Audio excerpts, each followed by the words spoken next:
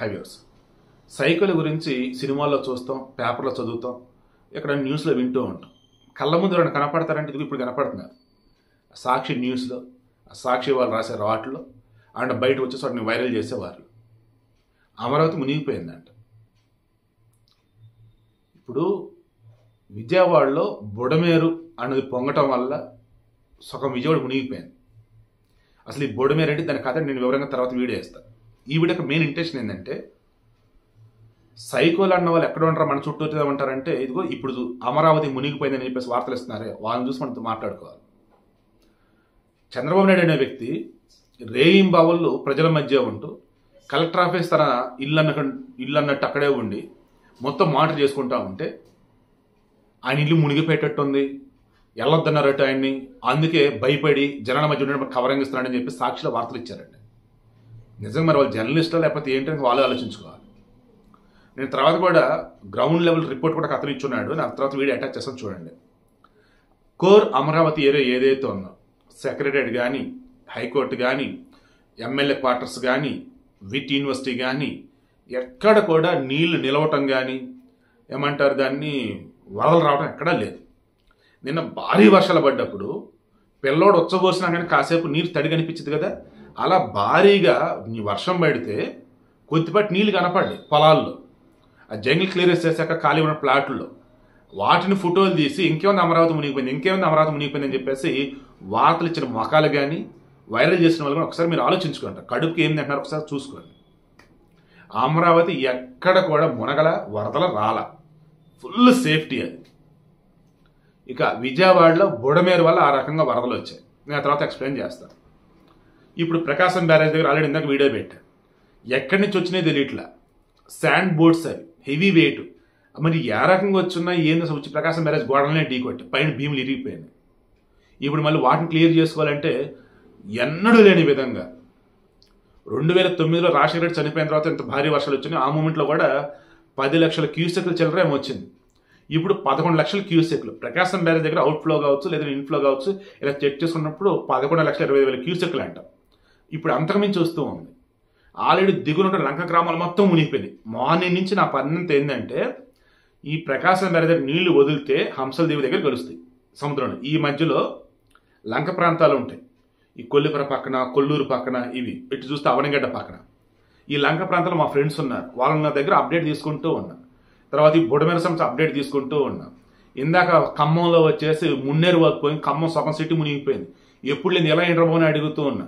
ఇలా చూసుకుంటూ పోతే ప్రతి చోట కూడా ఉన్న ప్రభుత్వాలు ఏవైతున్నాయో రిటైనింగ్ వాల్స్ నిర్మాణం చేయకపోవటం, అండ్ బఫర్ జోన్లో కానీ ఫుల్ ట్యాంక్ లెవెల్లో కానీ నిర్మాణాలకు అనుమతి ఇవ్వకూడదని చెప్పి తెలిసిన అనుమతులు ఇవ్వటం, వీటన్నిటిలో ఈ రకం జరిగింది.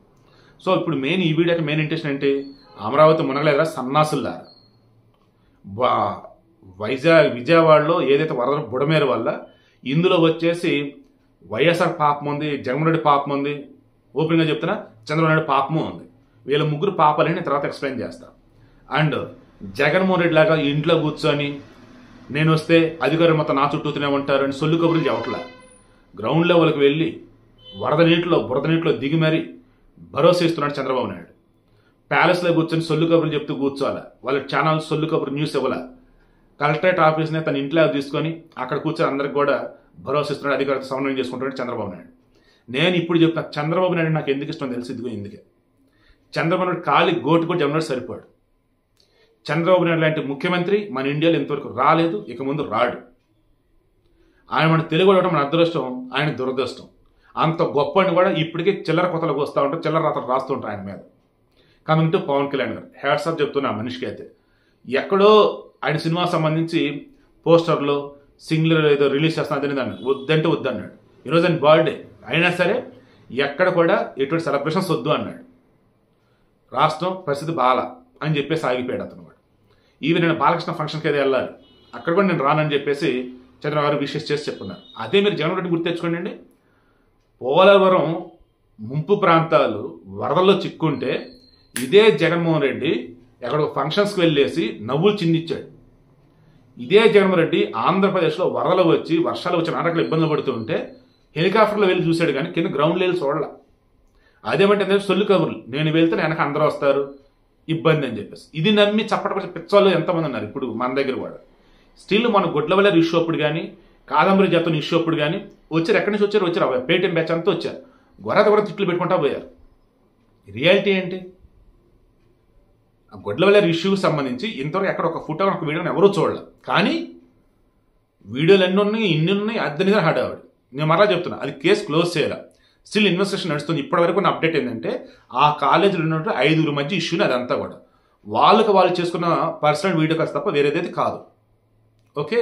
తర్వాత కాదంబరి జత్వాని ఇష్యూ, ఆమె ట్రాక్ రికార్డు కేక అసలు అద్భుతంగా ఉంది. అటువంటి ఆమెను కూడా బజారు దానిగా చేసి వలప వాళ్ళ విసిరిద్ది అదే పని దానికి అన్నట్టు ఆ సాక్షుల డిబేట్లో ఇది చేయటారు. ఘోరంగా పాపం ఆమెను ఆ రకంగా మరలా ఆమె గురించి ఏదైనా పాజిటివ్ మనం చెప్తే ఇష్టమైనట్టు మాట్లాడతారు. ఇదిగో ఈ రోజు కూడా ఇప్పుడు కూడా రిటైనింగ్ వాళ్ళని చెప్పేసి కృష్ణాది కరకట్ట దగ్గర ఉంది ఒకటి. దానికి డబ్బులు శాంక్షన్ అయింది మొత్తం టీడీపీ హయాంలో. పనులు ఆల్రెడీ రామలింగేశ్వర నగర్ అని ఉంటుంది, అక్కడి నుంచి స్టార్ట్ చేసుకుంటూ వచ్చున్నారు. రామలింగేశ్వర నగర్, ఆ తర్వాత ఇంకోటి ఉండి పక్కన బాలాజీ నగర్, ఆ తర్వాత రాణిగారితో, ఆ తర్వాత వచ్చేసి కృష్ణలంక, దాని ప్రకాశం బ్యారేజ్. దీనిలో కొంత కట్టుకుంటూ వచ్చున్నారు. ఈలోపు టీడీపీ గవర్నమెంట్ ఓడిపోయింది, నెక్స్ట్ జగన్మోహన్ రెడ్డి గవర్నమెంట్ వచ్చింది. గతంలో డబ్బులు శాంక్షన్ అయిన అమౌంట్ని ఇక్కడ కంటిన్యూ చేసుకున్నారు. ఇది కూడా మరలా వచ్చి శవరాజకీయం చేస్తూ జగన్మోహన్ రెడ్డి హయాంలో కట్టిన రిటైనింగ్ వాళ్ళు దీనివల్ల ఎంతమంది బాగుపడ్డారు, దీనివల్ల ఎంతమంది ముంపుకు గురి కాకుండా ఉన్నారు, మళ్ళీ అదొకటి. ఇది హుదూద్ తుఫాన్ వచ్చినప్పుడు జగన్మోహన్ రెడ్డి లాగా ప్యాలెస్లో కూర్చో సొల్లు కబుర్లు చెప్పలా, గ్రౌండ్లో నిలబడ్డాడు చంద్రబాబు నాయుడు. హుదూద్ తుఫాన్ ఆపలేకపోయాడు, ఎవరు ఆపలేరు, ప్రకృతి అది. కానీ ఏమైంది, ఆ తర్వాత హుదూద్ తుఫాను వెలిసిన తర్వాత ఆగమేఘాల యుద్ధ ప్రాతిపదికన ఈ మనిషి తీసుకున్న చర్యలు చూసి కేంద్రమే ఆశ్చర్యపోయింది. అసలు డిజాస్టర్ మేనేజ్మెంట్లో చంద్రబాబును మించినోడు అసలు ఎవడన్నా ఉన్నాడా అని చెప్పేసి వైజాగ్ని కొద్ది నెలల్లోనే సర్వాంగ సుందరంగా తీర్చిదిద్దాడండి. ఆనాడు హుదూద్ అయిన ఈరోజు విజయవాడ బుడమేరు పొంగిన అది తుఫాను కానీ వరద కానీ ఎంత పెద్ద ప్రకృతి ప్రళయమైనా రాని చంద్రబాబు నాయుడు అనేవాడు ముఖ్యమంత్రిగా ఉన్నాడ్రా అంటే ప్రజలు గుండెల మీద చేసుకొని ధైర్యంగా ఉండొచ్చు. ఎస్, ప్రజలు ఇబ్బంది పడుతూనే ఉన్నారు, సహాయ చర్యలు అందిస్తూనే ఉన్నారు. అండ్ ఎక్కడైతే ప్రకృతి విపత్తులు వస్తాయి అని చెప్పేసి ముందుగానే ఐఎండీ అధికారులు చెప్తున్నారు, ముందుగానే రక్షణ చర్యలు చేపడుతున్నారు, పునరావాస శిబిరాలు తీసుకెళ్తున్నారు. బట్ విజయవాడలో ఏమైందంటే బుడమేరు అప్పటికప్పుడు పొంగిందండి. అది దాని పాపం ఏందా నేను చెప్పినట్టుగా రాజశేఖర రెడ్డిది ఉంది, జగన్మోహన్ రెడ్డిది ఉంది, చంద్రబాబు ఉంది. నేను ఎక్స్ప్లెయిన్ చేస్తా. సో వీడికి మెయిన్ ఇంట్రెస్ట్ ఏంటంటే ఒరే సన్నాసుల్లారా, ఒరే సైకోగాల్లారా, అమరావతి మునగలేదురా, బాగానే ఉందిరా, ఇల్లు చూసుకోండి రా. అంతకైతే వీడియో అటాచ్ చేస్తే నెక్స్ట్ చూడండి రా. కమింగ్ టు విజయవాడకు వచ్చేసి బుడమేరు ప్రకాశం బ్యారేజ్ దగ్గర ఆ పడవలు వచ్చి గుద్దుకోవటం ఏంటి అసలు అది పెద్ద నిజంగా ఆశ్చర్యం కూడా. అది రకంగా దాన్ని ఏమంటారు, వాడికి కుట్రలాగా ఉంది అది. అండ్ తెలంగాణ కానీ హైదరాబాద్ కావచ్చు, మన తెలంగాణ మిగతా ప్రాంతాల వాళ్ళు కానీ, కమింగ్ టు ఆంధ్రప్రదేశ్లో వచ్చేసి విజయవాడ కానీ మిగతా ప్రాంతాల వాళ్ళు కానీ ఇంకా 2-3 రోజులు వర్షాలు అంటున్నారు, మరో 5-6 తేదీల మధ్య తుఫాన్ అంటున్నారు. దయచేసి జాగ్రత్తగా అయితే ఉండండి. వరద ప్రభావిత ప్రాంతాల్లో అటు ఇటు తిరగటాలు చేయకండి. అండ్ ముంపు ప్రాంతాల వాళ్ళు దయచేసి ధైర్యంగా అయితే ఉండండి. ప్రభుత్వం అయితే పటిష్ట చర్యలు అయితే తీసుకుంటూనే ఉన్నారు, అటు రేవంత్ రెడ్డి కానీ ఇటు చంద్రబాబు నాయుడు కానీ. ఇప్పటికన్నా నేను ఎప్పుడు చెప్పేది ఇదే, బాబు మీకు నచ్చిన పార్టీకి మీరు జై కొట్టుకోండి, బట్ ఆ వైసీపీ నుంచి బయటపడండి చెప్పేది ఇదే. ఏంటంటే అందులో ఉన్నది మనుషులు కాదు, సైకోలు, రాక్షసులు. నేను ఇప్పుడే చంద్రబాబు నాయుడు గారి ఇంటి దగ్గరికి అయితే వచ్చాను. ఇక్కడ ఒకళ్ళనైతే నాకైతే కామెంట్ చేశారు, చంద్రబాబు నాయుడు గారి ఇల్లు మునిగిపోయింది అది ఇది అని చెప్పి. ఇక్కడ చూడండి అసలు చుక్క నీరు కూడా రాలా ఆయన ఇంటి వైపు. నేనైతే ఇప్పుడే సెక్రటేరియట్ దగ్గరికి అయితే వచ్చాను. ఇక్కడ కూడా చూడండి ఎలా ఉందో సెక్రటేరియట్ కూడా. ఇక్కడ కూడా వాటర్ అయితే ఎక్కడా రాలేదు, అంత ఓపెన్గా అయితే ఉంది. మొత్తం రోడ్లు కూడా మీరు చూసుకోవచ్చు, రోడ్లు కూడా ఓపెన్గా అయితే ఉన్నాయి. రోడ్ల వైపు కూడా వాటర్ అయితే రాలేదు. ఇక్కడ చూడండి మీరు, నేను ఎగ్జాక్ట్గా ఏఎస్ ఆఫీసర్స్ టవర్స్ దగ్గర అయితే ఉన్నాను. ఇక్కడ కూడా చూడండి అసలు వాటర్తో అయితే ఎక్కడ నిండి లేదు, మొత్తం క్లియర్గా అయితే ఉంది. అసలు ఎక్కడ అయితే వాటర్ స్టోరేజ్ అనేది ఏం లేదు. నేను ఇప్పుడైతే Kondaveeti Vagu lift irrigation project దగ్గరికి అయితే వచ్చాను. ఈ ప్రాజెక్ట్ కూడా ఇప్పుడైతే ఆన్ చేశారు, ఎందుకంటే వరద ఎక్కువగా రావడం వల్ల ఈ వాటర్ని లిఫ్ట్ చేసి ఈ ప్రకాశం బ్యారేజ్లో అయితే ఇచ్చేస్తున్నారు. చూసుకోండి మొత్తం మోటార్ల ద్వారా ఈ లిఫ్ట్ ఇరిగేషన్ ప్రాజెక్ట్ ఏంటంటే 2014 టైంలోనే చంద్రబాబు నాయుడు గారి గవర్నమెంట్ ఉన్న టైంలోనే ఈ ప్రాజెక్ట్ అయితే అప్పుడు కట్టారు. ఈ రాజధాని ప్రాంతం వైపు వచ్చే కొండవీటు వాగుని ఆ ముంపుకు గురవకుండా, కొన్ని ప్రాంతాలు ఉన్నాయి ముంపుకి గురయ్యి, ఆ కొన్ని ప్రాంతాలు కూడా ముంపుకు గురవకుండా శాశ్వత పరిష్కారం కింద అయితే ఈ ప్రాజెక్ట్ని అయితే కట్టారు. అప్పట్లోనే 237 కోట్లతో ఈ ప్రాజెక్ట్ని అయితే కట్టారు. ఇప్పుడు నేను ఎగ్జాక్ట్గా ప్రెసెంట్ రన్నింగ్లో ఉన్న హైకోర్టు దగ్గరికి అయితే వచ్చాను. ఇక్కడ చూడండి హైకోర్టు కూడా ఎలా ఉందో, హైకోర్టు ప్రాంతం మొత్తం. ఇక్కడైతే వాటర్ అయితే ఎక్కడా స్టోరేజ్ అయ్యలేవు, ఖాళీగా ఉంది. రోడ్డు కూడా చాలా క్లియర్గా అయితే ఉంది. రోడ్డు కూడా చూడండి. ఇది ప్రెసెంట్ ఇప్పుడు రన్నింగ్లో ఉన్న హైకోర్టు అనమాట. ఇక్కడ చూడండి ఎలా ఉందో, ఇది రియాలిటీ అనమాట. నేను ఎగ్జాక్ట్గా ఎమ్మెల్యే ఎమ్మెల్సీ క్వార్టర్స్ దగ్గరికి అయితే వచ్చాను. ఇక్కడ చూడండి ఎలా ఉందో, ఈ రోడ్డు అయితే ఓపెన్ గా ఉంది. ఈ బిల్డింగ్స్ చూడండి, నిర్మాణాలు కంప్లీట్ అయిన బిల్డింగ్స్. ఈ బిల్డింగ్స్ దగ్గర అయితే వాటర్ అయితే ఏం రాలేదు, స్టోరేజ్ అయితే ఏం లేదు. మొత్తం బిల్డింగ్స్ చూడండి. ఇప్పుడే ఎన్ఐడి యూనివర్సిటీ దగ్గరికి అయితే వచ్చాను. ఇక్కడ చూడండి ఎన్ఐడి యూనివర్సిటీ దగ్గర కూడా వాటర్ అయితే ఆగలేదు, ఎక్కడ అంతా ఓపెన్ గా అయితే ఉంది. ఇక్కడ చూడండి మీరు, ఎగ్జాక్ట్ గా నేను ఏపీసీఆర్డీఏ జోనల్ ఆఫీస్ దగ్గరికి అయితే వచ్చాను. ఈ జోనల్ ఆఫీస్ చూడండి ఎలా ఉందో. వర్షాలకైతే ఇక్కడైతే చుక్క నీరు కూడా ఆగలేదు, చుక్క నీరు కూడా నిలవలేదు.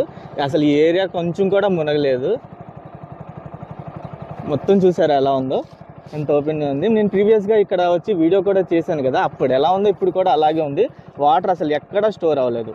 ఎంత క్లియర్ గా కనిపిస్తున్నాయి చూడండి ఏరియా మొత్తం. నేనైతే ఇప్పుడే విట్ యూనివర్సిటీ దగ్గరికి అయితే వచ్చాను.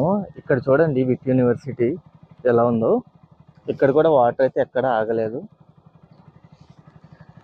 ఎంత క్లియర్ గా ఉందో చూసారా. ఇటువైపు రోడ్డు వైపు కూడా చూడండి ఎలా ఉందో రోడ్డు. అయితే ఎన్జిఓ ఆఫీసర్స్ టవర్ దగ్గరికి అయితే వచ్చాను. ఇక్కడ కూడా చూడండి ఎలా ఉందో. ఎన్జిఓ ఆఫీసర్స్ టవర్స్ అన్నమాట. ఇది రోడ్డు అన్నమాట. ఆ లోపలికైతే అసలు వాటర్ ఎక్కడ ఆగిలేవు. మీరు లోపల కూడా చూసుకోవచ్చు. ఆ లోపల కూడా ఎక్కడ వాటర్ స్టోరేజ్ అయ్యలేదు, మొత్తం క్లియర్ గా అయితే ఉంది, ఓపెన్ గా అయితే ఉంది.